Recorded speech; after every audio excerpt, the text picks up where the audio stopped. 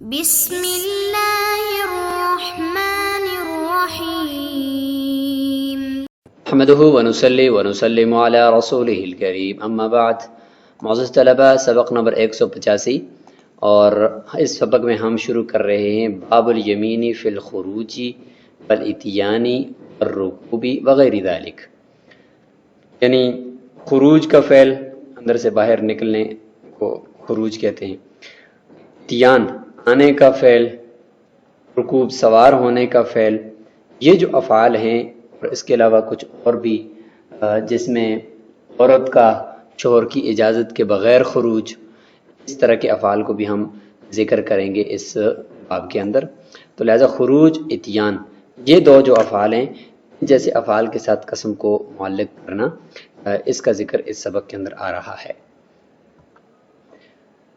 قال ومن حلف لا يخرج من المسجد فأمر إنسانا فحمله فأخرجه حنث لأن فعل المأمور مضاف إلى الآمر صار كما إذا ركب دابة فخرجت ولو أخرجه مكرها لم يحنث أن الفعل لم ينتقل إليه لعدم الأمر، لو حمله برضاه لا بأمره لا يحنث في الصحيح أن الانتقال بالأمر لا بمجرد الرضا۔ قال ولو حلف لا يخرج من داره إلا إلى جنازة فخرج إليها ثم أتى حاجة أخرى لم يحنث لأن الموجود خروج مستثنى والمضي بعد ذلك ليس بخروج۔ اس پوری عبارت کے اندر ایک ہی طرح کے مسائل ہیں، اور خروج کا جو فعل ہے اس سے متعلق مسائل ہیں کہ کسی نے اگر قسم کھائی ہے کہ مسجد سے نہیں نکلے گا، اور پھر اس نے ایک انسان کو حکم دیا کہ اس کو وہ نکالے، تو اس انسان نے اس کو اٹھایا اور اٹھا کر مسجد سے باہر نکال دیا، اس صورت میں یہ قسم کھانے والا یا قسم اٹھانے والا یہ حانث ہو جائے گا۔ جامع صغیر کے یہ مسائل ہیں، امام محمد رحمہ اللہ نے تحریر فرمائے ہیں، اور دلیل یہ ہے کہ مأمور کا جو فعل ہے، جس کو حکم دیا ہے کہ مجھے باہر نکالو، تو اس کا فعل اس حکم دینے والے کی طرف منسوب ہوگا، بس یہ ایسے ہی ہو گیا جیسا کہ اس نے خود سواری کے اوپر سوار ہوا اور اس کے بعد سواری خود چل پڑی۔ یہ سواری کا چلنا یا باہر نکلنا، سواری کا خروج، یہ منسوب ہوگا اس سوار کی طرف، یہ اوپر سوار ہوا اور اس نے سواری کو چلایا ہے، تو عامر کی طرف منسوب ہوگا مامور کا فعل۔ اور خروج آپ جانتے ہیں کہ دخول اور خروج یہ ایسے افعال ہیں، ان میں امتداد نہیں ہوتا، مطلب یہ ایک سیکنڈ کے اندر بس یہ فعل ہو جاتا ہے، یعنی انفصال بس پایا گیا دخول سے خروج، یعنی اندر سے باہر کی طرف تو خروج پایا گیا، اور باہر سے اندر کی طرف جب انفصال پایا گیا تو اس کو ہم دخول کہتے ہیں۔ اور فرماتے ہیں کہ اگر اس کو کسی شخص نے مجبوراً نکال دیا، مجبوراً کا مطلب یہاں پہ سمجھ لیں کہ یہ مطلب نہیں کہ کسی نے کہا کہ تم باہر نکلو، مجبور کیا نکلنے پر، اور یہ پھر خود نکلا، اس صورت میں یہ حانث ہو جائے گا کیونکہ حسی فعل پایا گیا، ہم نے ماقبل میں ذکر کیا۔ لیکن یہاں پر مراد یہ ہے کہ اس کو اٹھا کر کوئی باہر لے گیا مجبوراً اور اس سے اجازت نہیں لی، تو اس صورت میں پھر یہ حانث نہیں ہوگا، کیونکہ اس صورت میں یہ جو فعل ہوا ہے غیر کا، یہ اس کی طرف منتقل نہیں ہوگا کیونکہ اس نے حکم نہیں دیا۔ اور اگر اس کی رضامندی سے کسی نے اس کو اٹھایا ہے اور باہر لے کر گئے ہیں، اور اس کا اس صورت کے اندر رضامندی تو ہے لیکن حکم نہیں ہے، فرماتے ہیں کہ صحیح قول یہ ہے کہ اس صورت میں بھی وہ حانث نہیں ہوگا۔ پھر یہ کہ انتقال امر کی وجہ سے ہوتا ہے، کہ ہم یہ کہیں کہ بھئی خروج پایا گیا اور اس کا وہ جو خروج ہے وہ منتقل ہوگا اس کی طرف، تو فرماتے ہیں کہ وہ اس وقت جب یہ حکم دے، صرف رضامندی سے ہم اس کو شمار نہیں کریں گے۔ قال امام محمد رحمہ اللہ فرماتے ہیں کہ اگر کسی نے یہ قسم کھائی کہ وہ اپنے گھر سے باہر نہیں نکلے گا، ہاں سوائے جنازے کے، ہاں اگر کوئی جنازہ جا رہا ہو تو اس کے ساتھ میں نکلوں گا ورنہ میں نہیں نکلوں گا، اس طرح ہوا کہ وہ نکل تو گیا جنازے کے ساتھ لیکن پھر وہاں سے ہی آگے کسی اور کام سے نکل گیا، اس صورت میں یہ حانث نہیں ہوگا۔ دلیل دے رہے ہیں کہ جو موجود ہے، یعنی پہلے والا جو خروج موجود ہے وہ جنازے کے لیے ہے، اور وہ خروج ہے جو مستثنا ہے کہ جنازے کے لیے نکلنا، تو وہ پایا گیا ہے، اس کے بعد نیا کوئی خروج تب ہوگا کہ پہلے دخول ہو پھر خروج ہو. دخول نہیں ہوا اسی پہلے یہ خروج کے اندر اس کے اوپر برقرار رہا اور آگے جا کر کوئی اور کام کرتا رہا جب تک کہ نیا خروج نہیں ہوگا اس وقت تک یہ آگے جتنے بھی باہر ٹھہرا رہے. فرماتے والمضی بعد ذلک لیس بخروج، اس کے بعد اس پہلے والے خروج کے اوپر برقرار رہنا اور کچھ وقت کا گزر جانا اس کو ہم خروج نہیں کہیں گے. اور اگر قسم کھائیے کہ مکہ کی طرف وہ نہیں نکلے گا، لا یخرج الی مکہ، تو اس میں مکہ کی طرف خروج سے متعلق 3 افعال ذکر کریں گے اور تینوں کا حکم الگ الگ ہوگا. خروج، اتیان اور ذہاب، ان تینوں کا الگ الگ حکم ہوگا. دیکھ لیں کہ اگر کہتا ہے کہ مکہ کی طرف نہیں نکلے گا یخرج، خروج ایسے پہلے جس میں امتداد نہیں ہوتا. اب دیکھیں پھر خراجہ، ایسے باہر تو نکل گیا اور یریدھا مکہ کو ہی وہ چاہ رہا ہے کہ ادھر ہی جا رہا ہے. ثم رجع، لیکن راستے سے واپس لوٹ آیا. لم یحنس، اس صورت میں حانس نہیں ہوگا. عبارت پہلے پڑھ لیتے ہیں. لوجود الخروج على قصد مکہ هو الشرط اذ الخروج هو الانفصال من الداخل الى الخارج لو حلف لا يأتيها لم يحنس حتى يدخلها لأنه عبارة عن الوصول. قال الله تعالى فأتيا فرعون فقولا، لو حلف لا يذهب إليها قيل هو كالإتيان وقيل كالخروج هو الأصح لأنه عبارة عن الزوال. فرماتے ہیں کہ اس نے اس طریقے سے قسم کھائی ہے کہ وہ مکہ کی طرف نہیں نکلے گا، تو پھر نکلا مکہ کی نیت سے اور پھر واپس آ گیا تو حانس ہو جائے گا، کیونکہ خروج پایا گیا مکہ کے قصد سے اور یہی تو شرط تھا. اور خروج کس طرح پایا گیا کہ بھئی خروج کا مطلب یہ ہوتا ہے کہ اندر سے باہر کی طرف انفصال، یہ خروج ہے، اور وہ خروج مکہ کی نیت سے پایا گیا. اور اگر اس کی جگہ پر وہ خروج کی جگہ پر کہتا ہے کہ لا یأتیہا، کہ وہ مکہ کی طرف آئے گا نہیں. اتیان ایسا فعل ہے کہ اس کا معنی ہوتا ہے کہ وہاں پہنچ جانا، تو جب تک وہاں پہنچے گا نہیں اس وقت تک حانس نہیں ہوگا. فرماتے ہیں کہ حانس نہیں ہوگا جب تک کہ مکہ میں داخل نہ ہو جائے. پھر اس سے پہلے آ گیا پھر اتیان نہیں ہے، لہذا حانس نہیں ہوگا. اور فرماتے ہیں کہ اتیان کہتے ہیں وصول کو، پہنچ جانے کو.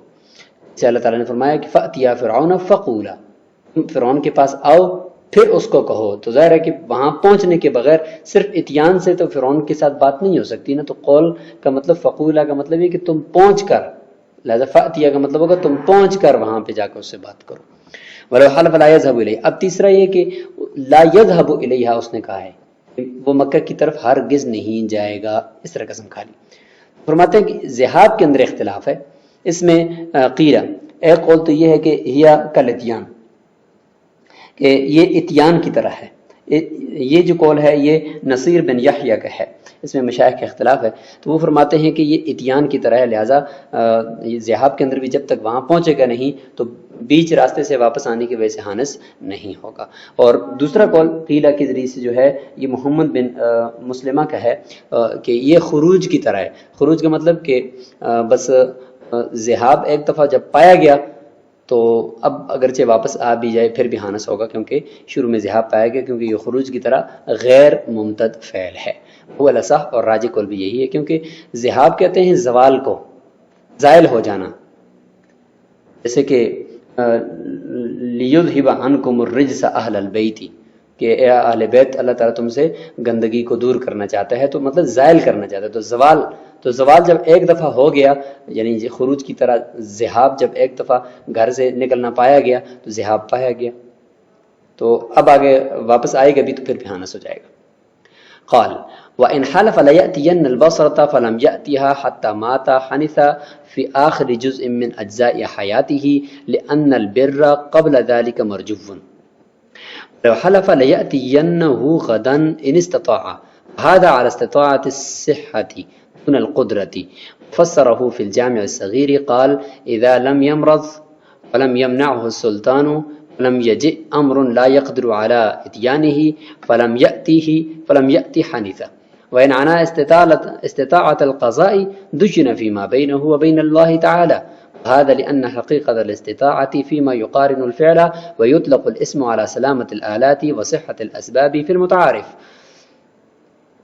المتعارف عرف میں. فعند الإطلاق ينصرف إليه وتصح نية الأول ديانة لأنه نوى حقيقة كلامه.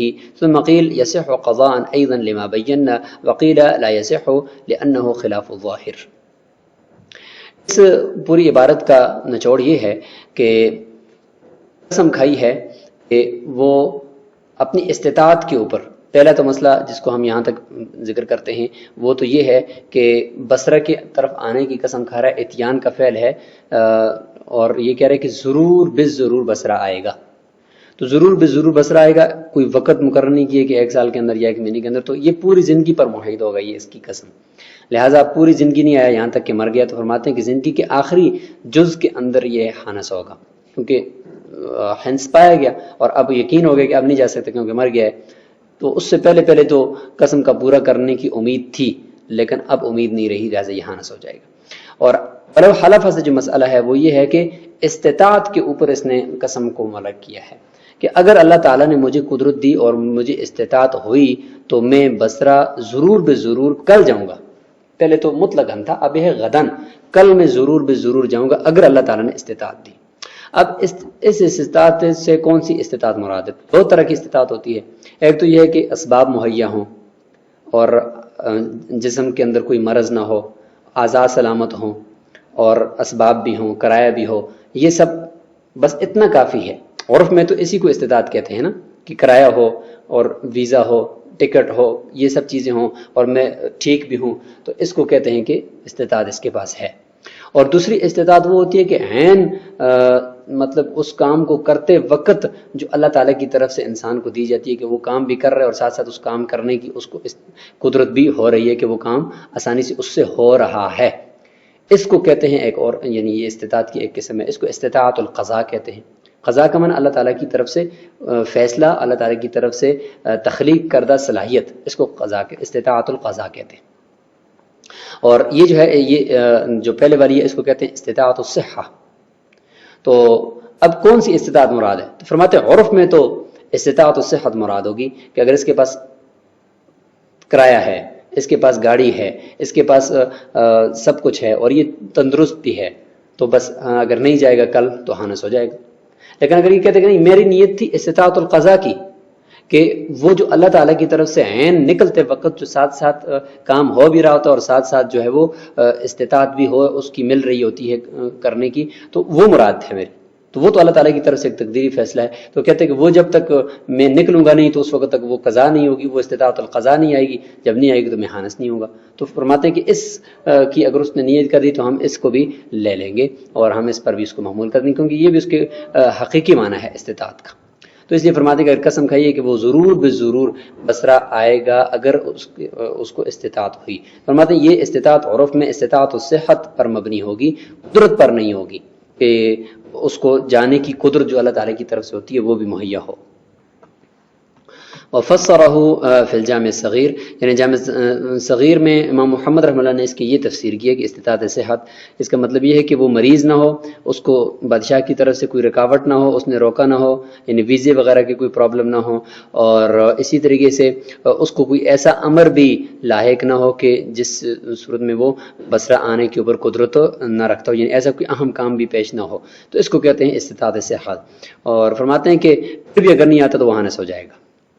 اور اگر اس نے نیت کی ہے استطاعت القضاء کی، وہی استطاعت القدرت کی، تو فرماتے ہیں کہ دیانتاً اس کی فیما بینہ و بین اللہ اس کی تصدیق کر دی جائے گی، لیکن قضاءً قاضی کے سامنے اس کی تصدیق نہیں کی جائے گی، کیونکہ ظاہر کے یہ خلاف نیت کر رہا ہے. ظاہراً تو اسی استطاعت کو کہتے ہیں نا.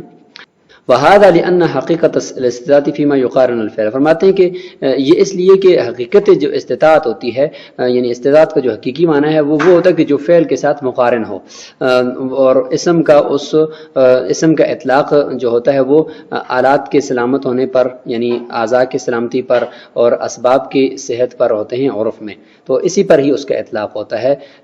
حقیقی معنی تو وہی ہے جو استطاعت القضاء، یعنی فعل کے کرنے کے ساتھ ساتھ جو ملی ہوئی اللہ تعالیٰ کی طرف سے استطاعت ہوتی ہے، قدرت ہوتی ہے، یہ اس کا حقیقی معنی ہے. اور مجازی معنی عرف میں وہ یہ ہوتا ہے کہ آلات سلامت ہو، مرض نہ ہو، اسباب سارے مہیا ہوں. تو لہٰذا جب یہ دونوں معنی ہیں اس کے، تو فعند الاطلاق ینصرف الیہ، فرماتے ہیں کہ جب مطلق چھوڑے گا استطاعت کو تو اس وقت تو یہ عرفی معنی مراد ہوگا، یعنی سلامت آلات، اور وتصح نیت الاول دیانتاً، اور دیانتاً پہلی والی جو حقیقی معنی ہے اس کی نیت یعنی استطاعت القضاء کی نیت بھی درست ہوگی، لأنہ نوا حقیقت کلام، کیونکہ یہ بھی اس کی معنی حقیقی کلام کا حقیقی معنی ہے جس کی اس نے نیت کی ہے۔ پھر ایک قول یہ ہے کہ قضاءً بھی یہ درست ہونی چاہیے کیونکہ حقیقی معنی کی اس نے نیت کی ہے جیسے کہ ہم نے بیان کیا، اور بعض کہتے ہیں کہ نہیں درست نہیں ہے کیونکہ ظاہر کے یہ خلاف ہے، اور ظاہر تو وہ عرفی معنی ہے، تو لہٰذا یہ درست نہیں ہے۔ تو یہاں پر اس سبق کو روکتے ہیں، انشاءاللہ اسی باب کا سے متعلق یعنی خروج، اتیان اور ساتھ ہی رکوب سے متعلق جو قسم کو معلق کرنے کی بحث ہے وہ اگلے سبق میں بھی آئے گی۔ السلام علیکم ورحمۃ اللہ۔